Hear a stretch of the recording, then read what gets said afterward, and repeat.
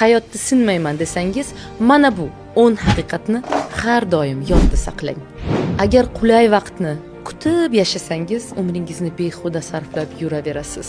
Shunchaki boshlang. Hech kimga hali o'xshamagan rejalaringizni aytmang.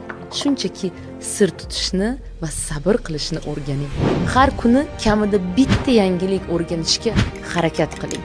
Shunday bo'lmasa, bilingki shu kunni yashamabsiz. Hayotingizni o'zgartirishni boshlaganingizda atrofingizdagi 95% insonlar sizni tanqid qiladi yoki shunchaki sizni tark etishadi. Qachon siz 10 karra baxtliroq bo'lasiz? Qachonki ota-onangizni baxtsizligingizda ayblashdan va muammolaringizda ularni sababchi qilishdan to'xtasangiz, shartsiz sevishni o'rgansangiz, qabul qilsangiz va xafa bo'lishni bas qilsangiz. Hayotingizda bo'layotgan har qanday vaziyatda mas'uliyatni o'z bo'yningizga olib, birovlarni ayblashdan to'xtab, yetuk inson pozitsiyasiga o'tasiz.